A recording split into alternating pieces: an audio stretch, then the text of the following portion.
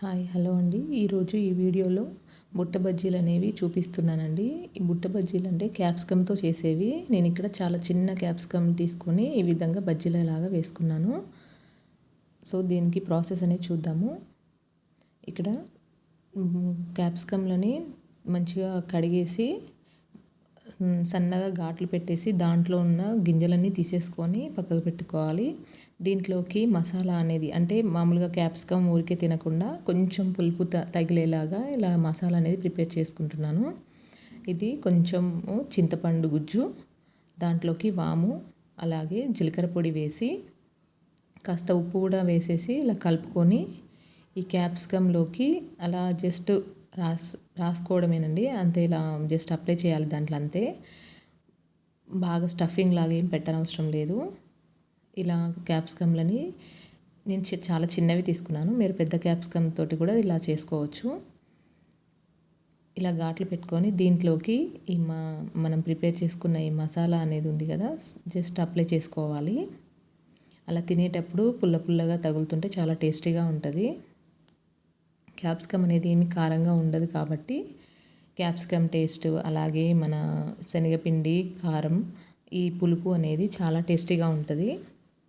ఇలా అన్నిట్లోకి ఈ మసాలాలు అనేది అప్లై చేసి పెట్టుకోవాలి. ఈ బజ్జీల పిండిని అనేది ఎలా కలుపుకోవాలో చూపిస్తున్నాను. నేను ఇక్కడ బియ్యము, శనగలు కలిపి పట్టించిన పిండి తీసుకున్నాను.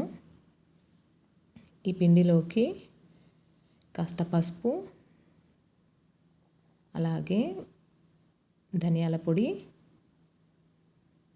జీలకర్ర పొడి, వాముని కాస్త నలిపి వేసుకోవాలి. టేస్ట్కి తగినంత కారం,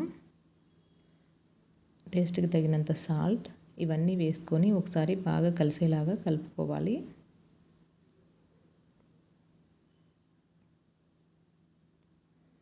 ఇలా కలుపుకున్న తర్వాత కొద్ది కొద్దిగా వాటర్ అనేది యాడ్ చేసుకుంటూ బజ్జీల పిండిలాగా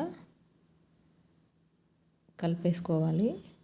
ఇలా కలిపేసుకొని పక్కకు పెట్టేసుకొని స్టవ్ మీద కడాయి పెట్టి దాంట్లోకి డీప్ ఫ్రైకి సరిపడా ఆయిల్ అనేది వేసుకొని అది బాగా హీట్ ఎక్కిన తర్వాత ఇలా బజ్జీల పిండిలో మనం క్యాప్సికమ్ని డిప్ చేసుకుంటూ ఆయిల్లో వేసేసుకోవాలి. ఇలా ఆయిల్కి సరిపడన్ని క్యాప్సికమ్ వేసేసుకొని అవి గోల్డెన్ బ్రౌన్ కలర్ వచ్చేదాకా డీప్ ఫ్రై చేసేసుకోవాలి. ఎప్పుడు రొటీన్గా ఆనియన్ పకోడీ, ఆలు, మిర్చి బజ్జీ కాకుండా ఇలా ఒకసారి క్యాప్సికమ్ బజ్జీలు కూడా ట్రై చేయండి. చాలా టేస్టీగా ఉంటాయి. చిన్న క్యాప్సికమ్ అయితే చూడడానికి చాలా బాగుంటాయి. పెద్ద క్యాప్సికమ్తో కూడా చేసుకోవచ్చు. ఇలా ఒకసారి వెరైటీగా కూడా ట్రై చేయండి. చాలా టేస్ట్ అనేది ఉంటుంది.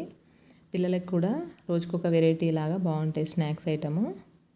అలా అని ఎప్పుడు ఇలా ఆయిల్ ఫుడ్ అని పెట్టడం అని కాదు. అప్పుడప్పుడు అలా ఈ వర్షాకాలంలో ఇలా బజ్జీలు ఉంటే చాలా బాగుంటుంది కదా. సో, మనం ఇంట్లోనే ఈజీగా ప్రిపేర్ చేసుకోవచ్చు. అలా బజ్జీలన్నీ వేయించుకున్న తర్వాత ఇలా ప్లేట్లోకి సర్వ్ చేసుకోవాలి. ఆనియన్స్ అనేవి చిన్నగా కట్ చేసి వేసుకోవాలి. మీకు కూడా ఈ ప్రాసెస్ అనేది నచ్చితే మీరు కూడా ట్రై చేసి ఎలా వచ్చింది అనేది నాకు కమెంట్ బాక్స్లో కమెంట్ చేయండి. అలానే నా ఛానల్ని సబ్స్క్రైబ్ చేసుకోండి. Thank you for watching.